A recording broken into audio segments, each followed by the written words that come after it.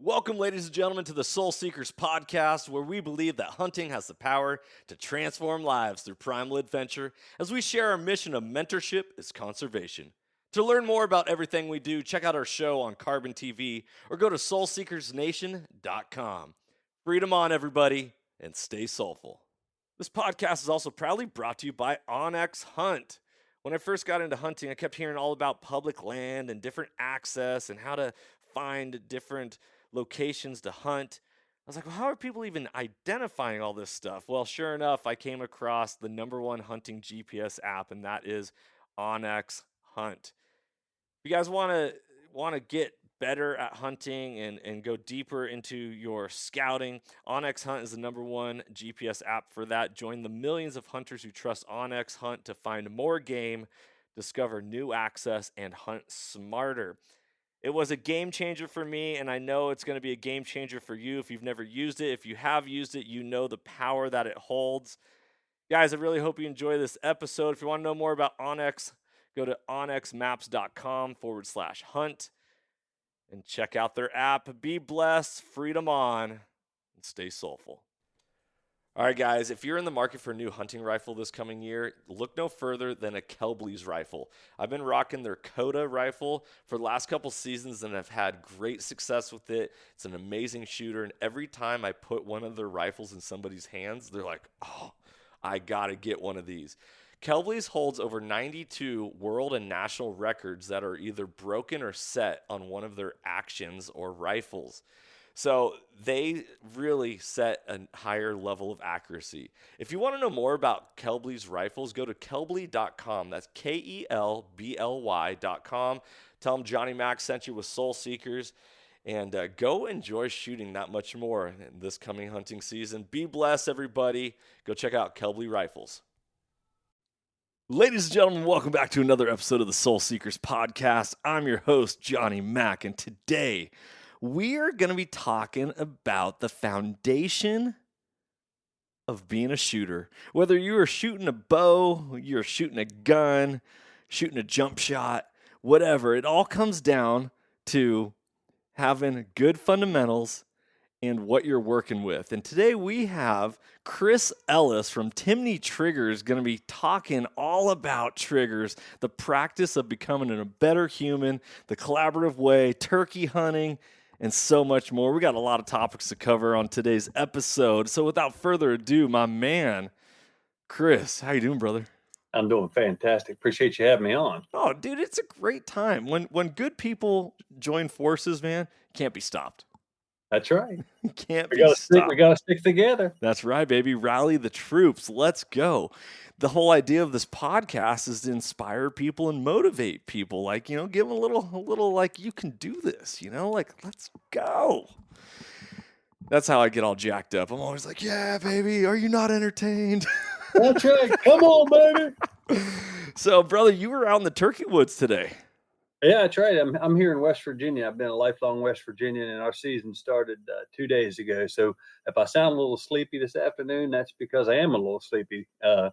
But yeah, every year it's a fine line between staying married, keeping my job, and shooting turkeys. It's funny, as I've never experienced like the thunder of a turkey gobble in my lap. I last year I actually got my first tom to respond back to one of my calls. That's huge. But there was a railroad track that was separating the property I was hunting and the property it was on, and I think it got henned up already. But at the same time, I was like, oh, maybe it doesn't want to come all the way up and over this raised railroad track. Who knows? There's a lot of theories that go into turkey hunting. Like people, they'll talk like they know it all, and then they'll be like, but I don't know anything. It's just turkeys. That's because they're smart. Someone that says that is a turkey hunter. This is my 34th season of turkey hunting. Now I turkey hunt in the spring and the fall and the winter where I can. And there was a time when I was a younger man that I thought I knew everything about turkeys. As the age of 51, I don't know anything about turkeys. I know that I get up in the morning, I climb to the tallest ridge on my farm before daylight, and I wait for one to gobble. And if the good Lord graces with me with the one that gobbles, I consider it a good day. I go after it, and then hopefully something happens. If not, I come home. I'm used to coming. Turkey hunters for 34 years are used to coming home empty-handed. It's part of it. But I tell you what, I couldn't miss a morning if I'm in town or don't have to work or obligation. I couldn't lay in bed at daylight. I got to go see what they're doing. I have to. So sunrise out in West Virginia right now, that's hitting about what, shooting light 6:30? Yeah, it's daylight's at 6:46, so a half hour before daylight. Yeah, it's early. It's early. How early do you get in the woods prior to? Well, I went. It was special. Monday morning, my son came. He's in college. My son came home to hunt opening day with me because we have for many, many, many years. He's a turkey hunter too. He's traveled to many states like I have and shot a bunch of turkeys. And that particular morning, we sat in the darkness. I mean, darkness for a little over an hour. He was laughing at me. He's like, "Dad, you think we're here early enough?" But early season, it can be tricky because the hens, if the turkeys are kind of together and the gobblers are standing up in the tree waiting for all the hens, it can be a race at daylight to try to get within a couple hundred yards of that turkey on the roost. And after that, it can be pretty slow. So that opening morning, it's my farm, so I kind of have an advantage. 20 some years of hunting there. I kind of know where they roost or where they want to roost or where they're going. I mean, I know every stick and every leaf, right? Still doesn't help. It doesn't help. I haven't even come close the last 2 days. Not even close. I did have one answer, and I had one gobble on the roost, and I had one gobble on the ground, but no, I hadn't even been in the game yet. And that's perfect. It's perfectly fine to let the bird win. There's nothing wrong with that at all. I feel like what you see on social media and like hunting shows and different stuff, they make turkey hunting look so easy. Yeah. Oh, yeah. So easy. I've recorded with the CEO of Loophole, Bruce Pettit. We had him on the podcast and he was talking. He's like, "Yeah, man, I think turkey hunting is a great intro for new hunters because, he goes, Rios, they're so easy to call, just pop, pop, pop, and then, bam. He's like, Easterns, that's another game. But I'm like, geez, Louise, man, am I doing it wrong? What's going on? Like, is it what makes turkey hunting so easy is if you go where the turkeys are? Is that Yeah, well, what makes it addictive is it's so unpredictable. Like every morning I get up, I hope to get up there and hear one gobble on the roost. I hope he flies down and gobbles at me. And I hope he comes in on a string right to my gun barrel. But I know that's not going to happen. Yeah. I mean, so old turkey hunters like me, we just go for the thrill of the unknown, literally. I mean, it is one of the true sports where it doesn't matter if you're a novice or an expert, or this is your first turkey, or this is your 100th turkey, or whatever. They're going to teach you something, and you're going to learn something, and you're going to learn how to be humbled. You're going to learn humility. You're going to learn a lot about your mistakes. That's the fun of it. I wouldn't be so excited to be this many years into turkey hunting if it wasn't in my bones. Yes, I love it when it comes together. And yes, there are occasions you will run into what quotes, air quotes, an easy turkey. Uh-huh. That's not the rule. That's the exception. What I love what you just said right there is our mutual friend Andrew McKeon, when we had him on the podcast, I titled that podcast "The Unknown is the fun part." It's that is if you knew the outcome, would you love turkey hunting as much as you did or do? No, there's no way. I mean, if I went out and killed a turkey, you're allowed 2 of them in West Virginia in the spring. If I killed out in the first 2 mornings, if I tagged out and it was that easy, no, I'd be done. Maybe I'd be done. You pick up a bow and start elk hunting. It's just a challenge. It's a special time to be in the woods. The spring mornings are absolutely phenomenal. I love to be there when the woods work up. I love to hear the hoot owls. I love to hear the cardinal. The first one always rings in the morning. I love to beat the cardinal to the roost. I'm sitting there in the dark and I start to hear the Tweety bird here and the Tweety bird there, and then a hoot owl over there, and it's not too much longer. The sun's coming up and I hear a gobble, and I'm just thinking, this is exactly where I wanted to be. This is exactly where I need to be. This is good for my soul. So you understand that. I mean, it's just part of you. Yes, I sure do. I crave it. I tell my wife all the time, it's like I can tell when I haven't been out in the woods. Oh, yeah. You've got to get your little nature fix. And spring gobbler, it's mostly by your ears. You're constantly listening to what's going on. You listen for gobbling. You listen for the hens. It's just so tactile, and it gets, when that turkey does gobble, you're talking about having them close, and you can feel that in your bones and stuff. It gets into your veins. It really does. Now, turkey hunting when I started, my brother and I, we didn't know anything about turkey hunting. He had went on a fall hunt. He was in college. I was in high school. He went with a buddy of his, and they went up to Mon National Forest, and there were some bow hunters and some squirrel hunters. Well, there was a turkey hunter up there. They'd set a little spike camp up, kind of like you guys do out west. And he came back and he said, "Brother, there was a turkey hunter, a fall turkey hunter up there." And my brother's really into music. He can play about any instrument.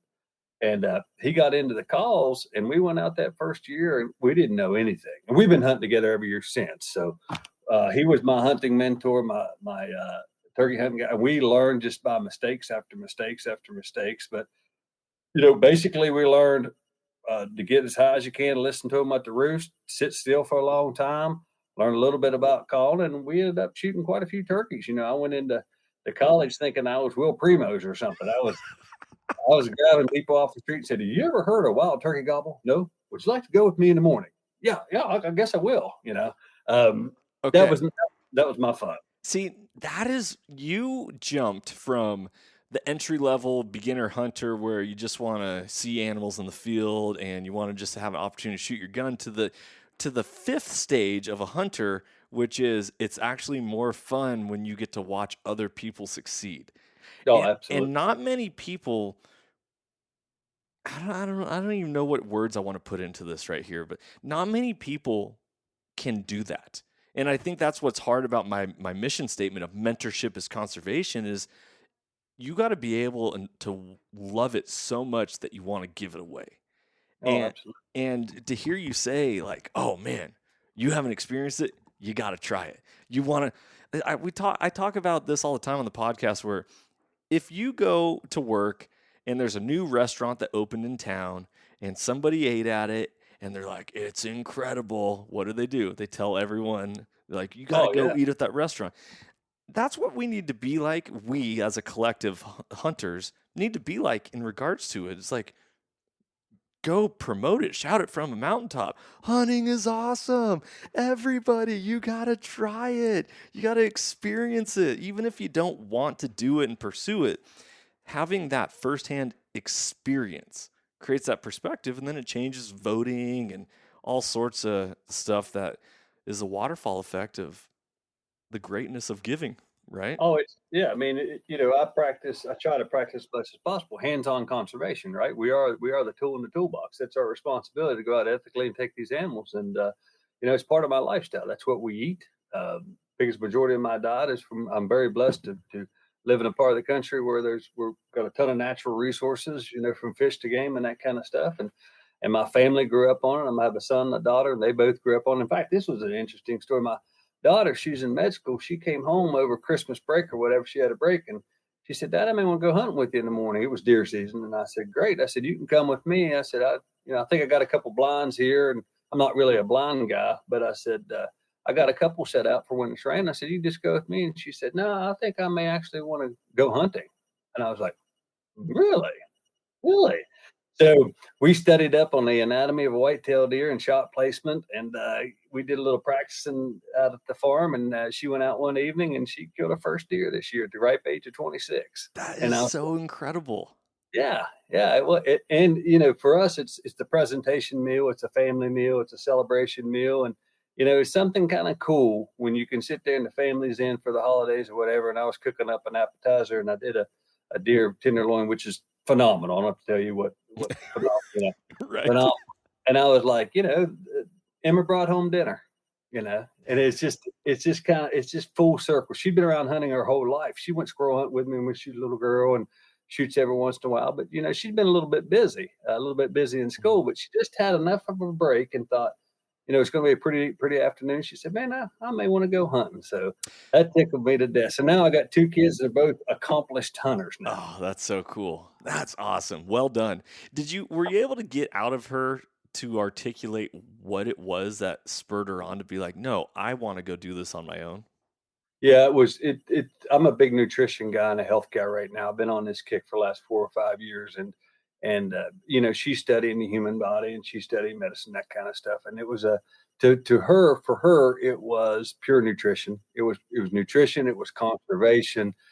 It was, she's not going to be a trophy hunter. She didn't care about the antlers, neither do I, but it was just about going to the farm, And it was more than just dear old dad at that age. I think it was just wanting to be that hands-on connection to nature. Mm, And to be honest with you, I think she wanted some clean protein. I believe that's all it was. And yeah. it was a connection. And, her brother, my son, he's killed, he's been hunting deer since he was 10. So he'd been shooting a lot of deer. We have a lot of deer in West Virginia, just like you guys got in Texas. And, uh, so, but yeah, I think it was nothing more than the fact that she'd been around it her whole life. And that's, that the eating clean movement or the wellness movement or whatever. I mean, it's just fine protein. Yeah. No doubt about it. Yeah. So I Beautiful. was excited for her. She made a great shot. It was a very ethical kill and big old long nosed mama doe. And I can't wait for her to come home. She'll be home this weekend, and I guarantee you, we'll go to the freezer and pull out some of dinner, some That, dinner that we brought home. man, that's powerful. That's powerful. Especially when it's you who you love hunting, and then to see that start to grow and blossom in someone else's life and be like, I Yep. planted that seed, and now we get to, watch it grow. That's got to be a phenomenal feeling, both as a father, but also as a hunter. Like Oh remove yeah. yourself from the personal relationship of it to see somebody go out and be like, no, I want to do this. Well, she's been around. We have a farm. It's about 20 minutes from the house, and I'm emotionally attached to that hunk of land. It's just a hillside farm in West Virginia. It's nothing special, but to me, I'm out there twice a week. It's where I get my yin and my yang. It's where I go sit underneath the tree. A lot of things in my life have taken part at that farm, whether it's a big decision, a family decision.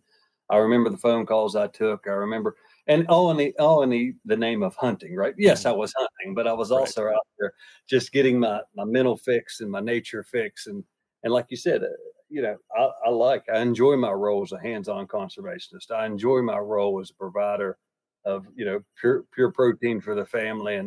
And I'm blessed to have a family that doesn't mind eating out of the freezer. So I love it. Where did you? I don't want to get off topic because I have a couple questions still about your daughter's hunt. But where did you come up with that term, hands-on conservationist?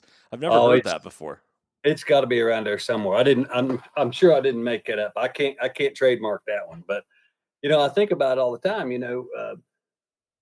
Our wildlife professionals. I'm not a wildlife manager. I'm not a wildlife biologist. I'm just a hunter. I'm the hunter and a dad and a father, and and a husband. But it's our responsibility. They set the game laws, and they say, okay, this is for the health of the entire herd. This is how many animals we need taken out, and this is how you're allowed to take them out. Here's your seasons and your dates. Well, we as conservationists, we pay to play. We go out and we do it, and we do a daggone good job of it, Mhm. And we all get to reap the benefits of it, whether you're donating meat for the hunters for the hungry, or you're doing something at church, or you're feeding the family when they come in for Christmas, or you like me, that's primarily my primary source of protein is something out of the freezer. So Mm. yeah, I I love look at it full circle, man. I love it. I wrote that down. Why? I take notes when I podcast, and I like to refer back to them. But hands-on conservationist, brother. If you didn't coin that phrase, you need to, because I see myself using that in the future. You can have it. In, That one's yours. You can have I that. appreciate it. Someone gave it to me. I'm sure. I do not remember who it was. I apologize. So in education, I've been a school teacher, 17, 18 years now. And there was a book that's called The First Days of School that we read within like the last 6 months of our education process. And it was called The First Days of School by a guy named Harry Wong. Harry Wong. And I always remembered him, and he goes, don't ever try to reinvent the wheel. Just take what's already made, adjust it, and make it your own. And I was like, all right, very good. So you saying hands-on conservationist, I'm like, okay, I like this. I'm going to chew on this for a little bit. You can. Hey, my wife's a teacher. I get you all education stuff, man.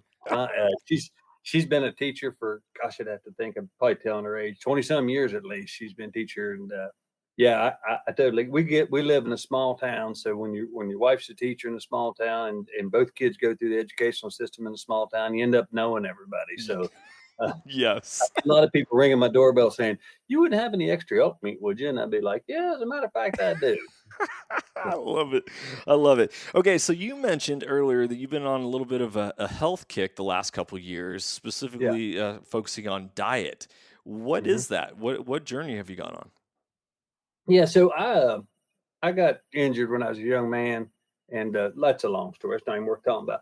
But anyhow, as I got older and I had businesses and media relations and that kind of stuff and worked for different companies, and you raising young kids and that kind of stuff, it's not your turn. You've got to put everybody first. And I wasn't eating real healthy. I was in survival mode. And one of the things that was really wrong with me is I had some arthritis places, and inflammation was a big deal. So I started reading up on that and trying to get as healthy as I can. It wasn't a weight loss thing. It wasn't necessarily a beach bod thing. I'm too old for that kind of stuff. To me, it was to feel better. So basically, I just started eating whole foods. So if it doesn't have an ingredient list of a carrot's a carrot, venison's venison, just try to eat as pure as I can. I eat a lot of vegetables, eat a lot of meat, but most of my meat is, well, the biggest majority of it is game meat, Yep. which you've already got an edge there, right? Because, great protein, low fat, that kind of stuff. So I just try to eat as clean as possible and put nothing in my body that causes inflammation. So bingo.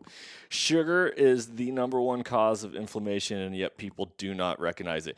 I was actually watching a documentary last night, which I highly recommend. And all you listeners, and Chris, if you have not watched this, it's called Fat Fiction.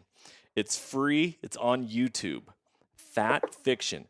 And the whole documentary is about the ketogenic diet and how that single-handedly cures illnesses and diseases. And before they invented the food pyramid and processed foods and food labels and all these things, these health issues were non-existent. Yeah, we're gonna go down we can go down a rabbit hole here. So don't get. This may be when we meet someone. I can go deep into this rabbit hole because I'm the same as you. Sugar, no. Okay, so heart disease, no such thing. It wasn't until President Eisenhower, who had a TIA, all of a sudden they were like, "Oh man, heart attack. We got to worry about a healthy heart." This is at that time also where processed foods were really picking up and ramping up. The whole point is that now everything is like heart healthy, Cheerios, heart healthy, it's good for you. It's like, no, eating grains is not good for you. Eating meat, eating whole foods is actually the healthiest thing that you can do. It reduces inflammation. Inflammation causes issues, whether it is the heart issues, arthritis, diabetes, ADHD, what's epilepsy, like all sorts of different things. Well, I didn't have a choice. If I wanted to keep running up and down these hills and hunting elk every year and chasing my dogs and my kids and that kind of stuff, and one I was scared to death I was going to lose my lifestyle. So I didn't have any choice. I had a bad back and a bad hip, and both of them had arthritis and super inflamed, and I had to, I just had to do something, and I did. I did a lot of research and just find out, and a lot of trial and error. And I think I'm in my 4th or 5th year now of eating as clean as I can. And yeah, no processed food, no sugars. It's just whole foods. It's all it is. Yeah. It's what nature provides. Yep. It's beautiful. Absolutely. Man, with that, we could do a whole podcast just. Oh, I know. Cause I have tried so many different things, and you got to listen to your body. But basically, when I get up at 4 o'clock in the morning and I run to the top of the mountain in West Virginia and sit there and listen for that turkey to gobble, it's great. It's a fantastic experience now. I'm not hurting anymore. I'm healthy and I'm in good shape and I'm ready to go. I feel like I got my second life wind. So beautiful. So I was feeling my mortality this fall. I really felt like, man, I need to make sure I need to make changes to be optimal. The word optimal really resonated with me in 2023. I was waking up on a Saturday morning and taking a nice walk with my wife, and I was like, I don't feel the best. I didn't do anything. I wasn't partying last night. I wasn't, whatever. I'm not sleeping well. I don't feel good. I'm not optimal. And I was like, man, how many people in this world wake up like this every day and they just kind of think that's the normal, right? The average. Yep. So January 1st, I said, I'm taking my life back. And I've done 100 burpees every day since January 1st. I haven't missed a day, and I'm going to do it every day probably for the rest of my life. Like, that's like an easy commitment to say, I'm going to do this every day before I put my head on the pillow. But what I really did that changed even more than just burpees or running or whatever is I started a carnivore diet. And I ended up dropping over 20 pounds Good. in 30 days. I slept better than I ever have in my entire life. I could go on very little sleep and feel ready to go the next morning. I went to SHOT Show in Vegas, and I was getting back to the hotel late after meeting with people and doing all that, and then I'd have to wake up early and get ready to podcast, and dude, I felt phenomenal. Anyways, it all circles around diet, and all of a sudden I'm It's like, all done. Yeah. I feel younger. I don't, you know, It's it, I don't look like I'm turning 40 next month. No. you understand that. No, it's the same. You know, I think 85% of it's diet. I think 85% of turkey hunting's learning how to sit still and Ooh, not move. You know, I think you can trick some things in your diet. I think you can trick some things in turkey hunting. I think, but when it gets down to it, the baseline is, you know, you learn the fundamentals and you do the fundamentals right, and you see the results. You're seeing the results to your body. I think you can see the results in turkey hunting. I think you can see results in a lot of different things if you just go back to the basics and figure out exactly what we were supposed to do and how we lived on this planet for a long, long, long time. yes, love that. Well, I'll say this about diet, and then we'll shift it back to turkeys because I got a question for you in regards to that. Yeah. You know, in the lifespan of humanity, we've only been eating processed foods within like the last 100 years. Yeah. of the, you know, whether you think the earth is 10,000 years old or whether you feel like it's millions of years old, the time span of processed sugary foods is very minimal, and that's where all these health issues are arriving from. And it's like, okay, let's look at it for a second. Well, it's pretty obvious. You're a grown man. I don't need to tell you what you need to eat. I mean, you know what you need to eat. Yeah. I mean, come on.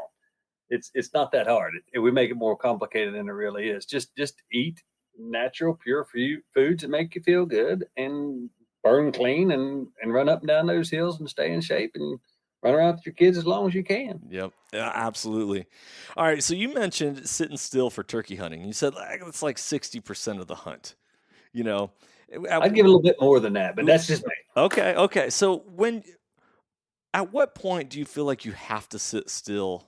Is it when you see movement, or is it before you see movement, or you hear the call and you feel like it's getting closer, like don't move? Well, you know, I'm an old school guy, so I do the run and gun stuff. Very rarely do I sit in blinds. I don't sit, well, we don't have a lot of green fields where I'm from. You know, my farm is 100% forested, so I'm always behind an oak tree. You know, but if you don't learn to hide from turkeys, it's a pretty short ball game there. You know, because especially right now in West Virginia, it's just now starting to get spring. The woods are still a little bit wintry woods, and they can see a long, long, long way. And you know, when that tom comes down, he automatically knows something's not right because you're playing the game backwards, right? Because he's been sitting up in his tree waiting for his hens all season so far. Now there's somebody calling, he can't see that hen. Well, he's on alert, so he flies down and he's automatically knows the game, something's not right. So he's looking for everything. And if you're standing there with like a sore thumb or you're messing with your head net or whatever, you're going to run that turkey off. Yeah. You know.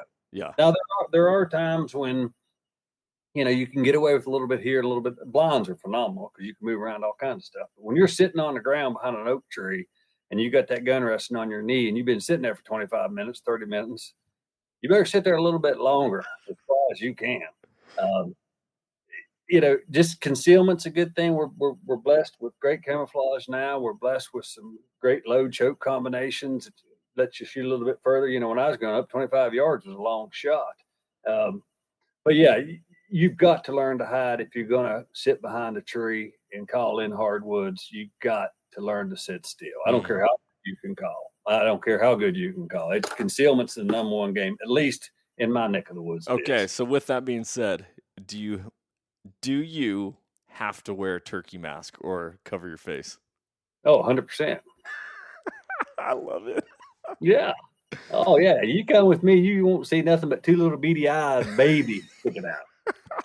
There's some people, they're like, you just kind of do it. Some people view it as like, oh, it's part of the hunt. Kind of like you put face paint on because it's part of the hunt, like, football eye line, whatever. I don't No, know. when I go to bed here in about 15 minutes, I'll make my head net ought to be on. I love it. I love it. Well, brother, what's your history on hunting and shooting? You work in the firearms industry. You talk about hunting turkeys and been doing it. You raise children that hunt now. Where did you find your passion? Yeah, so I grew up in rural West Virginia where everybody hunted and fished. I mean, that wasn't even a question. But I got lucky. I got extremely lucky. My best friend growing up, and we're talking about early elementary school, his father was a bow hunter. And his father taught me and his son at the same time to become bow hunters. I was very fortunate to be able to shoot a deer with my bow when I was 10 years old, Mm. with just a mentor that took us, and we shot all summer long. We had to pass. He was a test kind of guy, so we had to hit a pie plate at 20 yards. Then we had to sharpen our broadheads, and then hit the pie plate at 20 yards with broadheads, and we had to. So he just took a couple of these knothead kids and turned us into bow hunters, and I didn't know the difference between bow hunting and rifle hunting and that kind of stuff. And my family, my dad was a bird hunter, and my granddad had a few guns and that because I was always around it. They both were fishermen as well. But I just got lucky that I grew up with a good friend whose dad had a farm up Rich County, West Virginia, and took us along. He had the time and energy to take a couple 10-year-old kids that didn't know anything about the woods and just took us along. It's incredible. And then my brother got into hunting with me, and we bow hunted for a long time. And then we rifle hunted. And then like I said, in early high school, my high school years, I turned into a turkey hunter, and I've never looked back since. And my brother still hunts, and his kids hunt, and my kids hunt, and I hunt, and it's just part of my life. I couldn't imagine not hunting. Mm. I've never done anything besides hunting. Yeah. And then when I got into the outdoor industry, and then fell in love with a little trigger company and the owner of Timney Triggers, and I've been working there for almost 20 years now, talking about triggers and the passion behind that. And that was a budding industry back then, an aftermarket trigger back then. There wasn't that many of us around. Uh-huh. And so I fell in love with that and loved that challenge, and I still work with them today. And it's still my first love and my passion is to talk about becoming more accurate with your firearm and why it matters, and especially if you're going hunting or competitive shooting or plinking in your backyard. There's only one real reason you'd ever change the trigger in a gun, and that's just to become more accurate, because you become more accurate, it's more fun, right? And Yeah. if you're a hunter, Absolutely. it makes all the difference in the world. Absolutely. Well, so I've only been hunting. So I'm turning 40. I was 30 years old when I took my hunter safety. So within the decade, I just got into this. Yeah. I've always been a firearm enthusiast. My father didn't teach me gun safety. We never shot. He didn't hunt. This was something that it was a call upon my own soul. Like, I saw Western movies, and the idea of being self-reliant and courageous and having grit and determination, and the movie Shane is my all-time favorite. Yeah. So all that stuff spoke to me, okay, I can do this, and challenge my own courage. I was raised a scared little boy, timid, right? Not believing in myself, of being able to accomplish things.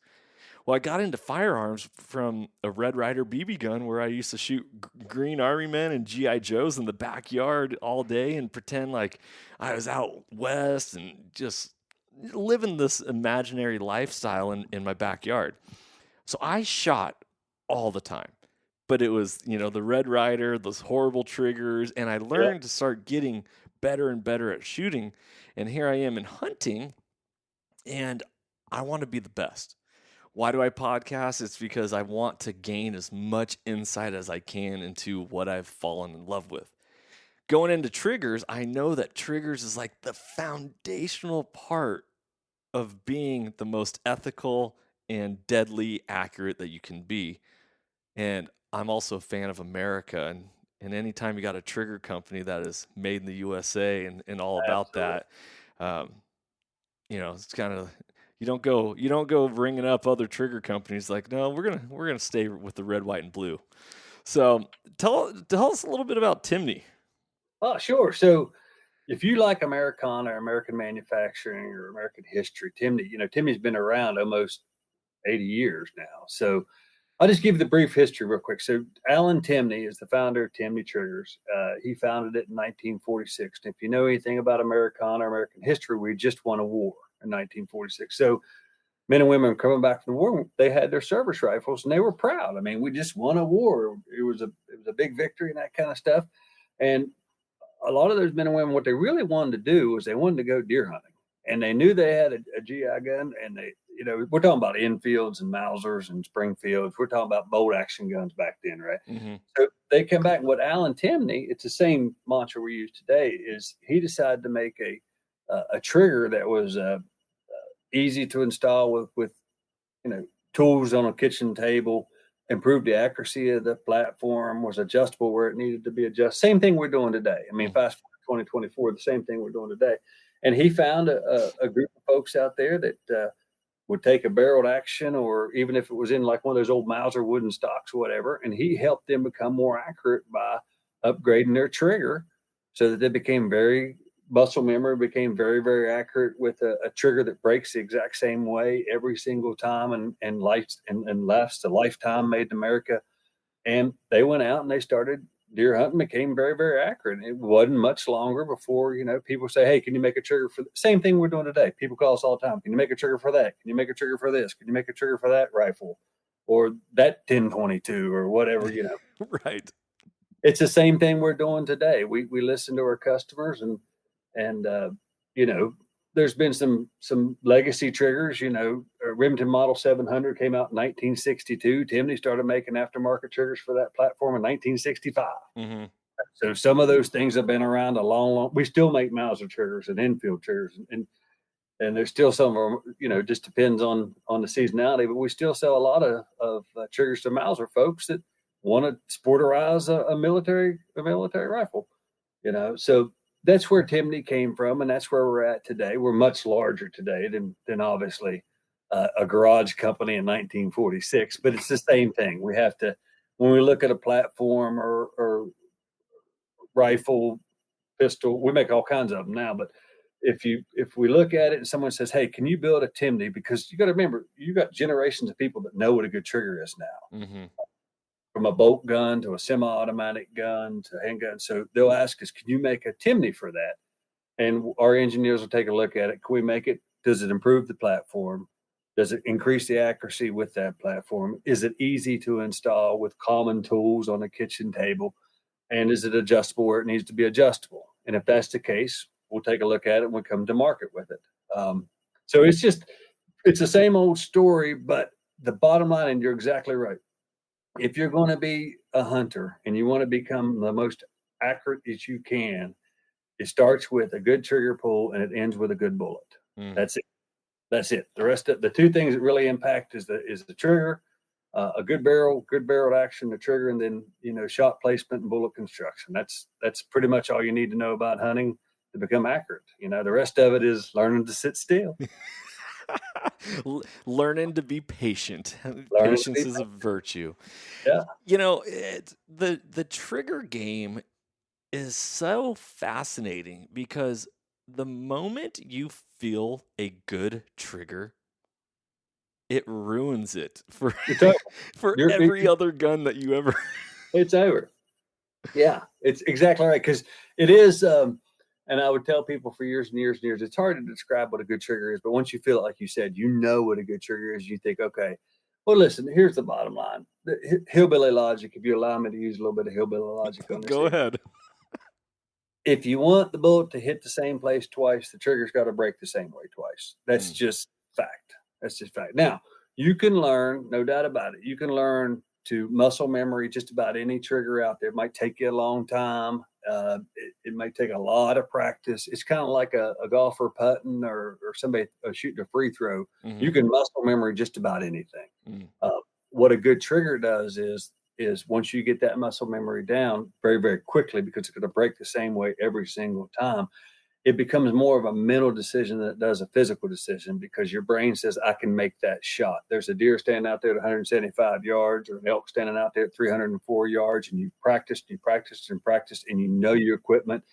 Then you know when that trigger is going to break. You call for the shot. It's a mental thing. I can make that shot. I've made that shot, and that trigger just follows your muscle memory, and off to the races you go. So that's the reason why you would replace the trigger. It's just become more accurate, and with that platform, which as hunters, that's an easy explanation, you know. But as a competition shooter, it's going to give you an edge. As a backyard plinker, it's a lot of fun to hit what you're aiming at, you know. Well, yeah. So let me share my my trigger experiences with you. Is started with the Red Ryder BB gun, which we all know is like, I don't even know what weight that is, but it you have to pull pretty hard. And Yep. then I got into 22s, right? And a Ruger 22, like a basic Ruger 1022 trigger is horrible. it's pretty garbage. And so when aftermarket triggers came available for that, I was like, dude, I don't know if it's worth putting in a trigger that's more valuable than the gun. But at the same time, at that point, I wasn't ready for that. And then I got into ARs, and a standard mil spec trigger on an AR is not not the lightest or the best for accuracy. And then I got a Ruger American, and they had their mimic of the what Savage's trigger or whatever, but it was a user adjustable, and so I got to mess with the weight of it and be like, oh, this is what a better trigger is starting to feel like. And then I got a Kimber Mauser action, and I YouTubed. It was like my first time really YouTubing trigger jobs, and I was like, what? This thing's got to get better. And I'm messing with it, and all of a sudden I got this trigger to a point where I was like, this is phenomenal. And now I'm like, okay, every gun from here on out better have a good trigger, otherwise it's not worth its weight. Oh yeah, you get addicted. Like I'm a hunter. You know, 90% of my shooting is for hunting and practice for hunting. So I set all my triggers at exactly 3 pounds, and I set them. And the poundage is kind of irrelevant. It does matter, but it doesn't matter. If you have a good solid, it breaks the same way, doesn't have any creep or slop or anything, when no take up, you know, it's exactly dead stop wall, and then it breaks at a reasonable poundage at the same. The key is it's got to break the same way every single time. You know, I'll take a heavy trigger that, as long as it breaks the same way every single time, phenomenal. I got no worries about that. If you got a 3 pound trigger, but it breaks all over the place, you're not doing very good, you know, because so poundage does matter. Obviously, if you have a 5 pound rifle and you got a 10 pound trigger, you got to pull twice the weight of the rifle to get the hammer to drop right. But what's most important is on a good accurate trigger is that it breaks the same way every single time and does that for a lifetime, you know, that way. So when I set all my hunting triggers up, I'm just like you. I set them up at 3 pounds. I'm kind of blessed to work for Timney, so all my guns have Timneys in them. Yep. So when I go to hunt with that particular rifle, if it's my elk rifle or a mule deer gun or an elk or a whitetail gun or whatever, I know mentally when that gun is going to release to take that shot because of the muscle memory of that dead nuts crisp trigger set at 3 pounds. Okay. Yeah, I got so many questions right now. They're just stacking up in my mind. We're gonna, I'm gonna probably stump the chump. No, you're crushing it. So first off, let's go trigger weight. Yeah.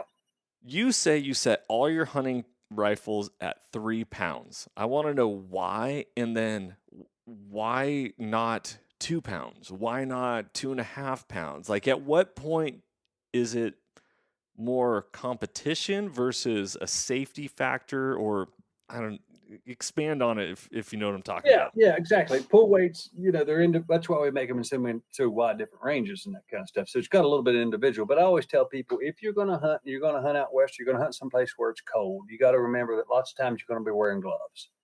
So the reason why I set it at 3 pounds is because I got enough dexterity with gloves on to get a good finger hold onto that trigger, and yet I know it's a mental decision when that gun's going to release and going to break that shot. Even with gloves on, 3 pounds to me works perfectly. Now I'm a little bit older, kind of got crushed up hands, that kind of stuff. Now, some people that I hunt with, like a 2.5 pound trigger, it's whatever you're used to. For me, being in West Virginia, when it's deer season, it's always cold. I mean, I always got big, heavy gloves on. Heck, now I'm getting so soft, I got hand warmers and gloves on, yeah, but if you're going to shoot, like if you're going to shoot precision long range and you're going to shoot primarily off a resting position, and you're going to shoot in long range, triggers triggers matter for hunting, but they really, really matter for long range because you're off a little bit here, you're going to be off way, way off if you shoot long range. So that's where if you're going to be shooting supported or with a rest, that way you can get your trigger weight down a little bit, as long as it breaks the same way consistency and you got the muscle memory of that trigger. That way you take a lot of, if you look at some of the precision long range people, they're just barely supporting the back end of the rifle and their fingers just touching the trigger. And the rest of it's kind of supported, whether it be a bipod or a tripod, or they're shooting off of some type of sandbag or whatever. You can get a little bit of lighter trigger on the competition and you become deadly accurate with that at long ranges. Me being a hunter, I don't carry a bench in the woods when I'm elk hunting, or I don't carry sandbags when I'm elk hunting. I'll have maybe some sticks or a backpack. So I shoot semi-supported, but I couldn't feel comfortable in the elk in the way I hunt. I'd need a 2.5, 3 pound trigger to make sure my dexterity, because I'm going to be jacked up if an elk's standing out there bugling at me at 65 yards. Yeah, you might got little shakes going on. Yeah, and I want to make sure that I settle the crosshairs right on the vitals, and when I mentally call for that shot, I can make that shot. Chris, take the shot. That trigger is going to follow my lead right at 3 pounds. But yeah, so for example, we're talking about Remington 700. We've spayed it since 1965, and then about 2004 or so, we started looking at that trigger. Modern machinery and metals and that kind of stuff. And then a couple, 3 years ago, our customers, they wanted a dedicated hunting trigger. We call it the Elite Hunter 700. And it's, 2 to 4 pounds, which is right in that sweet spot for hunting for most people. And then the competition long range folks wanted a dedicated trigger. We call it the Hit for a competition trigger. It's 8 ounces to 2 pounds. And those people are shooting precision long range or long range shooting and that kind of stuff. Again, mostly heavy guns and supported. Shooting off of some type of rest, and good for them, man. They get down in that low rate range and they settle in behind that firearm and they're shooting, 600, 1,000 yards or whatever. They need as accurate as they can be. So that's why I think, it's the same thing. People always ask me the difference between a single stage and 2-stage trigger. Well, it's kind of like Ford and Chevy, Okay, what is the difference? I still don't know. Okay, let me give you the easy. So for a long time, we made single stage triggers, which means trigger has no movement. It has, you can feel the trigger, the bow, or the trigger shoe that you actually put your finger on. You can feel it against the sear. There's no movement whatsoever. Certain amount of pull, just a little bit of crisp break, and that trigger fires. 3 pounds, whatever. A 2-stage trigger has some take up. We call it take up, but it's actually stage 1. You got to think of it as ready, set, hits a wall, and then go. It has 3 stages to it, or a 2-stage trigger. So we didn't make 2-stage triggers for a long time. We only made single made, but at NRA shows and shot, and after about 14 million people came up and said, "You guys make 2-stage triggers?" We're like, "No, we make single stage, dead nuts, crisp, accurate triggers. Why would we make 2-stage triggers?" Well, we started making 2-stage triggers. Right. And here's when I grew up as a single stage guy, hunting guy, but I took a game warden buddy of mine here out in West Virginia, and his brain just worked different than I did. And I said, and he could shoot. I mean, he could shoot. And I said, "All right, I want to do a test with you. Go ahead and shoot the single stage trigger." We had a target out there a couple hundred yards. He shot it. We went and measured the group. Very, very accurate. I mean, the guy can shoot. And then I dropped a 2-stage in there and said, "Let's see if you're more accurate with that." And my golly, he shrunk that little tiny group into nothing. Really?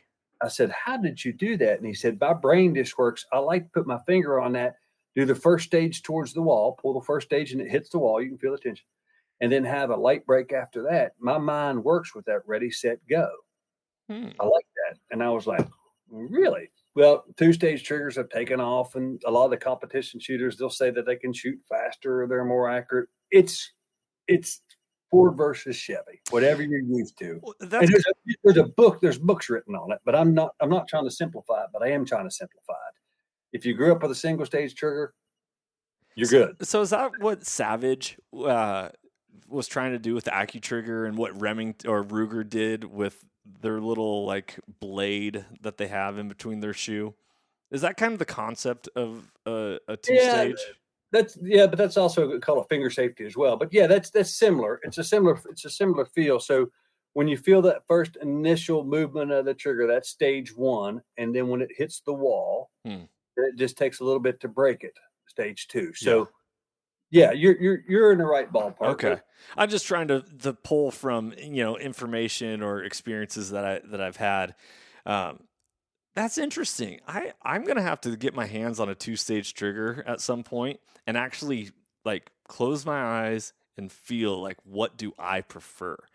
That's it. It's all personal preference. And as far as accuracy, I don't know how everybody's brain works. I saw my game warden buddy take a very tight group that I'd have been proud to shoot and it actually shrink that with a two-stage just because of the mechanics of it. Now, if you did that with me, I'd be the complete reverse. I think my group would open up because I'm just not used to shooting a two-stage. Now, I do shoot a fair amount, single stage set at 3 pounds. So my muscle memory, and I'm a little bit older, my muscle memory is dead set. So old dogs, new tricks. I don't know about that one.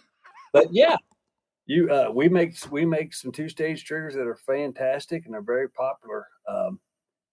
A lot of our triggers are two-stage now. All of our triggers are extremely popular, but it just seems like it comes in waves. Somebody will write an article or a podcast. Somebody will talk about the benefits of a two-stage trigger, and it's personal preference. Yeah. It just really is. I mean, we can split hairs and tacks, but it's personal preference. Well, let's split hairs on this topic right here, because even the term squeezing a trigger is incorrect, or it is not proper of how you use a trigger. What, you press it or do you pull it? How do I use a trigger to the best possible way to be more effective? Yeah. So when I was a kid learning how to shoot, they said, we want the gun to surprise you when it goes off. Well, no, that's what you don't want to do. You want a good trigger to where you know exactly when that thing's going to release because of the muscle memory. So that's debunking wives' tale number one. You need to know exactly when I'm telling you, when your crosshairs are settling on that mule deer at 200 yards and you're like, I am dead nuts. I am absolutely locked in on the vitals. Yeah. You don't want that gun to surprise you when it goes off. You want to know exactly when it's going to go off. And that's what a good trigger does. Now, as far as yanking the trigger or pulling the trigger or whatever, what I can tell you is, this is kind of this. I'm hillbillying this just a little bit, but if remember what a ballpoint pen is, some people will and some people won't in this modern world. But if you could take a ballpoint pen in your hand and you could learn just to press that in and press that out. Here, I got one. I don't know if you can hear it. Oh yeah. If you can learn to press that in and press that out, you're not yanking it, you're not hitting it on the table. You're just learning to press that trigger and to press that trigger. And if you get your trigger set at a decent pull weight with no creep and no over travel, you'll get that muscle memory down really, really quick. And just dry fire it every once in a while and go to the range and plink a little bit. You'll get your trigger figure. You'll get a trigger figure. I will say what helps me on my trigger pull is pulling out my guns, laying prone, and just working the action. Yeah. Settling behind the gun, pulling the trigger, working in muscle memory, exactly like what you're talking about. Yeah, when my daughter came home and decided she wanted deer hunting, the first thing we did is I went and I got a gun that was appropriate for her. She's something that wasn't that heavy of a recoil gun, and I knew that she wouldn't jump off of it. And we just dry fired it and dry fired it and dry fired it, and then we did some anatomy of the deer and we did the deer targets and dry fired it until she got comfortable. And then we did some live firing, and she went out and killed a deer, and she was fine. It's just, you're going to have to practice like you play. If you're gonna be a deer hunter, practice in deer hunting situations. Practice shooting off prone, shooting, leaning against a tree, shooting off your backpack, but learn how to break that trigger in hunting situations. If you're going to be a target shooter, same thing. Learn how to break that trigger. You can get away with a lot lighter trigger. You can get away with, because a lot of those are supported. Practice like you play. Interesting. What frustrates me is when people come out and they shoot at 100 yards off the bench and they say, my gun's dead nuts on, I'm ready to go hunting, but you don't carry benches in the woods when you hunt. Right. Although I will say tripods is starting to make a bigger way into hunting out west. Oh yeah, oh yeah. Well, again, it's like turkey hunting. I don't need to tell you about turkey hunting. I mean, it's the same old turkey bird. It's been around some beginning years. Now we got blinds and we got decoys and we got all this kind of stuff. Right. Just it's the same. Get your foundation right. But yeah, the best thing you can do if you got a good barreled action rifle and you've got a decent bullet and you want to learn to go hunting, is put a decent trigger in there. Put a great trigger in there if you can, and practice, dry fire, practice like you play, get that muscle memory down. Do you wrap your I'm sorry, I didn't mean to. Go ahead. Do you wrap your thumb over the stock, or is that that's just so rookie move? Like if you're seeing a shooter, get your thumb on the same side as your hand, and if that helps with the pull or press, or it does, because if the big fat part of your thumb, when you're wrapping it around the fore end of that rifle or shotgun or whatever you're shooting, and when you pull that trigger, it's kind of like a kid grasping, like you're seeing the little baby's grasp. Your old hand wants to jump, right? Mm-hmm. Well, if you've got a big fat muscle thumb and you use your index finger, you're going to grip that rifle. And if you grip that rifle, you have a chance to twist that a little bit. And there at the end, you're going to take it off target. Now, maybe very, very, very little off target, but if you're shooting a long ways, a little off target down here is a big way off, off target. So I tell people the reason why a lot of rifles have a safety on the side, is a good place to put your thumb is up there on the side there. And then you can actuate that trigger. Just learn to leave your thumb up there. And then that way, when you go to press your trigger finger, you're actually, if you do anything, you're pressing down. You're not tweaking that fore end of that rifle and causing that shot to go, off target.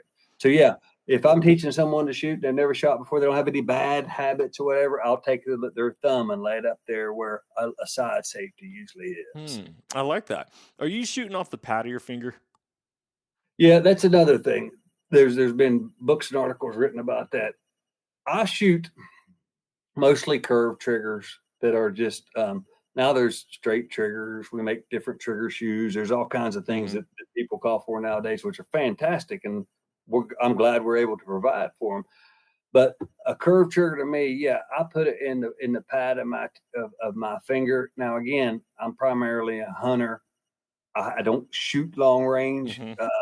So if I was going to be 1,000-yard marksman, we'd have a different conversation. But if I'm going to shoot under 300 yards at most hunting scenarios, yes, it does matter. But I feel like as long as I place it in the same spot, just like a golfer or NBA free throw, whatever, if I'm doing the same thing every single time and I'm not monkeying up with that, and I got a trigger that breaks the same way every time, I can get the muscle memory down.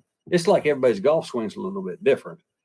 Everybody's going to handle a firearm a little bit different. But if you do the exact same thing every single time, you'll get that muscle memory down. That's what a good trigger allows you to do. Okay. Does Timney make any are they partnered with any rifle manufacturers that an OEM rifle comes with the Timney trigger? All kinds of them. If you look around, you'll see us everywhere. We have we started out as an aftermarket company. Alan Timney started that in 1946, and then we've got partners, too many to name here.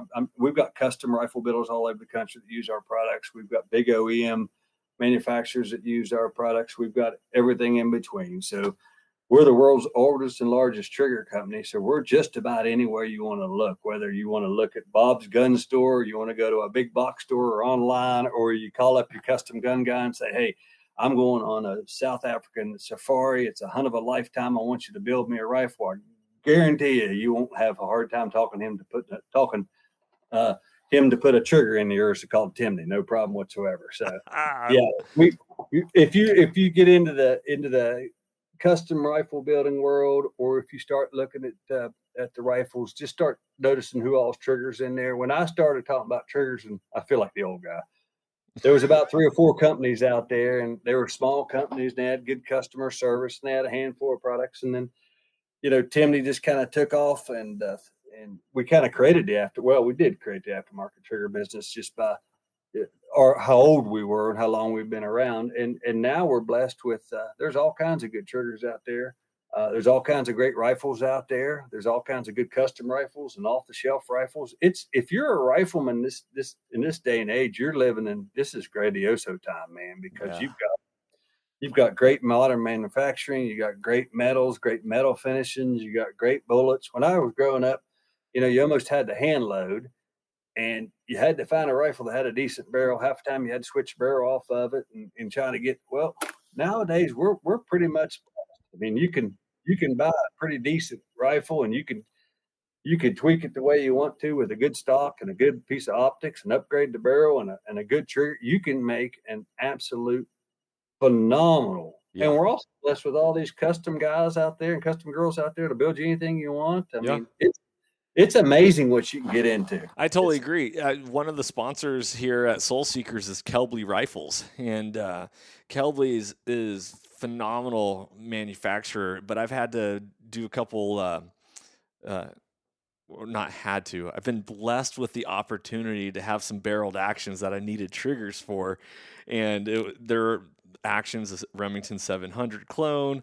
And so it's like, all right, well, where do we start? Here we go. I got a 22 Creedmoor that's coming in the works. I got a 7 PRC, all these, and I need some triggers.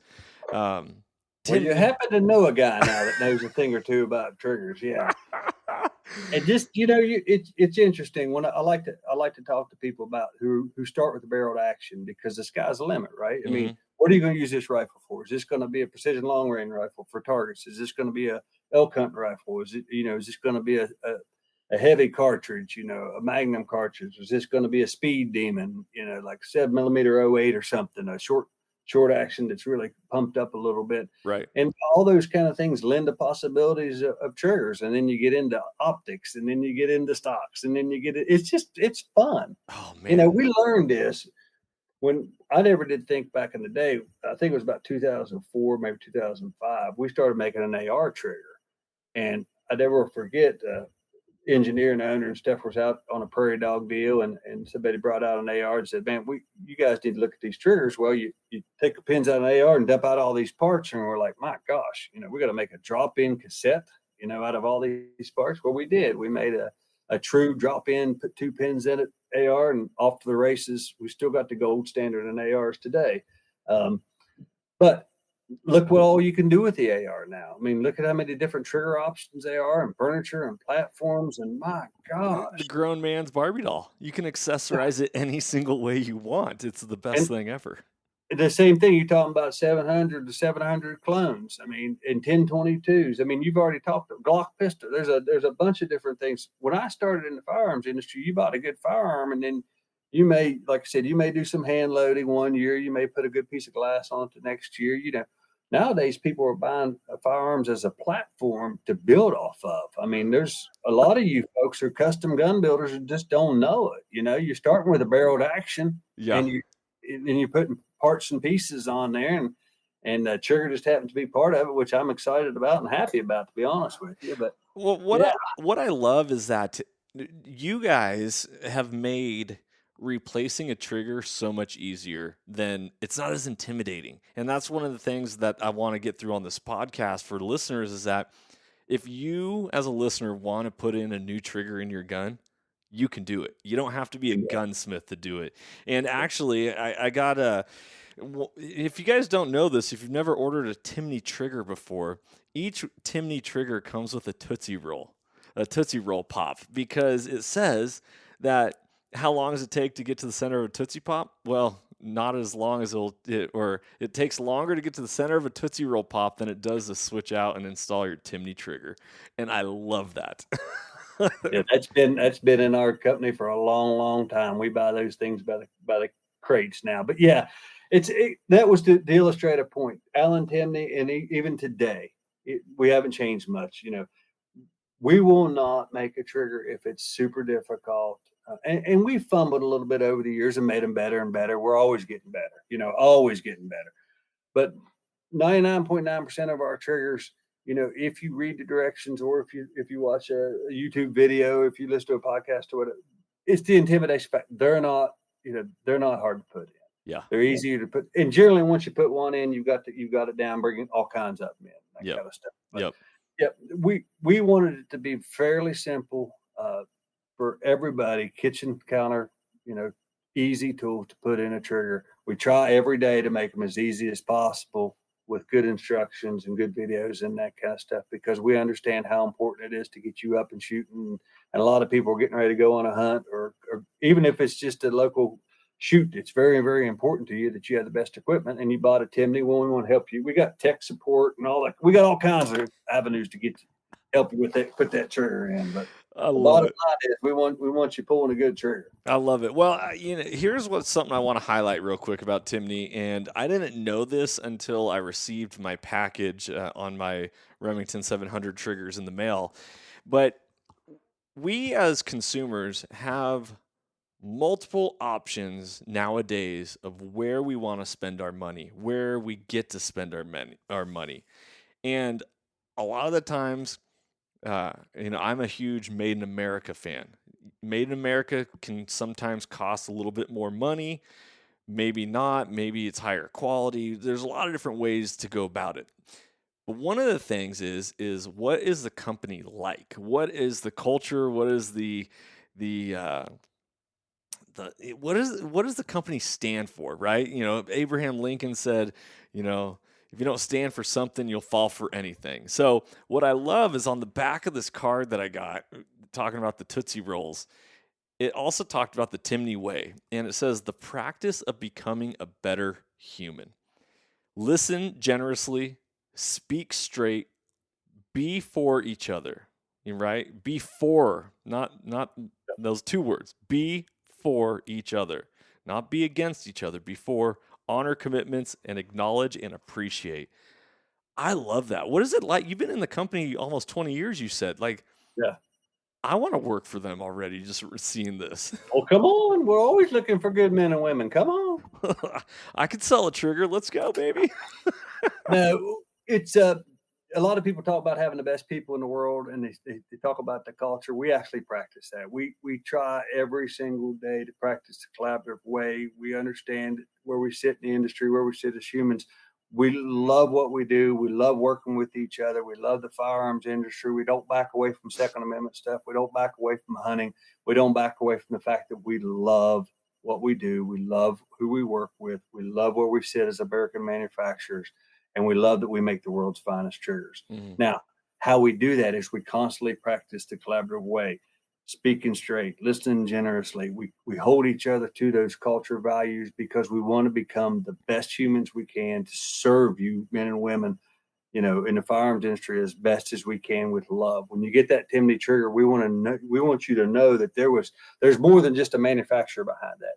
There's a group of humans who take raw materials in America and make triggers out of that in America, hand test every single one in the action it was designed for before it leaves our facility, so that when you get it, you are getting total quality control, made in America by humans. We have the best men and women who test triggers every day, who put triggers together every day. We've got beautiful state-of-the-art machinery and all that kind of stuff. I'm not boasting or bragging. I'm just saying, I want you to know when you get that Timney trigger, there's a lot of love behind that. And we practice every day to become better humans, to serve you guys better with great quality product, because that's what America was built on. Right. Take raw materials.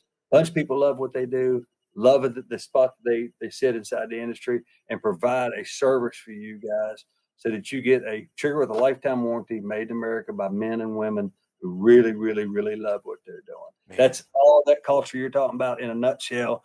I know I'm a little sleepy because I'm going to get up here in about 3 hours to go turkey hunting. But that's about as best as I can give you right there. Oh, it's beautiful. I love it, man. You want to support companies that support you, right? It's easy to stand with somebody who's fighting the good fight. And in Timney, from what I'm reading, what I'm seeing, what I'm hearing, I'm experiencing, they're fighting the good fight. And I want to run with this. Stick together. That's right.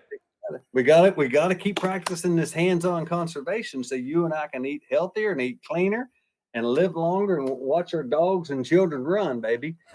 Yeah, let's go, baby. Let's rally the troops. They're Listen, I greatly appreciate your time. Anytime you need to talk about triggers, anytime you've got a question about triggers, or any of your listeners got questions about triggers, I'm Chris at Timney, been Chris at Timney for 20 years. Just give us a holler or give me an email, whatever. I'll walk you through it.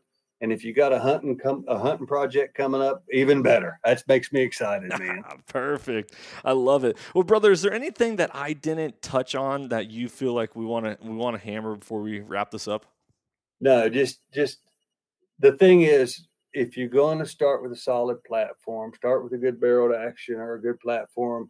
If you got the means to put in a good trigger and a good optics and buy a good bullet, we're in good shape, man. You'll be fantastic. We try to make triggers good, better, best, we call it. We have entry level triggers. We have all the way to the utmost triggers. We're trying to service this industry as much as possible. We have Impact line. It's a budget friendly line. It's still a Timney, made in America, lifetime warranty. And then we have all the way up to the Calvin Elite, which is the utmost with different trigger shoes and different adjustabilities and that kind of stuff. So we're trying to serve as best as we can. But listen, Timney was built on listening to the customers. So if anybody has any suggestions out there on what trigger we should make or how we make it better or how we can make it better, we didn't come up with all these triggers by ourselves. Our customers told us what to do. So if your listeners got any suggestions, just go to our homepage. Here's a contact us right in there. Hey, we need a trigger for a Windex bottle or WD-40. I don't care, whatever. If it's got a trigger on it, we're looking at it.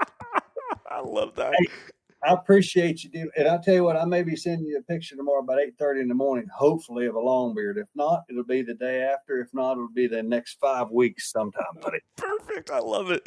I love it. Well, for the sake of time, Chris is on the East Coast, and he's got a turkey hunt here in a couple hours. We're going to wrap this up. Guys, thank you so much for tuning in to this episode. Chris, thank you so much for being here and being a part and sharing your knowledge, passion, and love. You and we got hands-on tonight, and we're going to start practicing that hands-on conservation. I love that. Guys, thank you so much for being a part of Soul Seekers Nation. If you like this episode, share it, pass it along, give a thumbs up, rate it. Go support Timney Triggers. Support Made in America. Go pick yourself up a trigger, put it in your hunting rifle, put it in whatever type of gun they offer for, and go enjoy it, because shooting is awesome. Being American is awesome. Being sovereign, free individuals is the best thing in the world. And with that being said, remember that you get to be the change that you want to see in the world. Remember that mentorship is conservation and that you can never outgive good.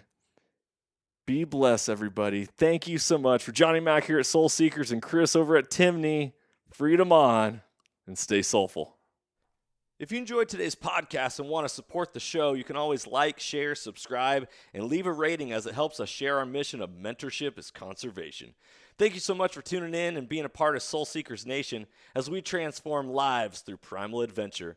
If you want to get more connected with the podcast, check out the Soul Seekers Nation Facebook group, as I look forward to connecting with you on the next episode. So stay tuned and stay soulful.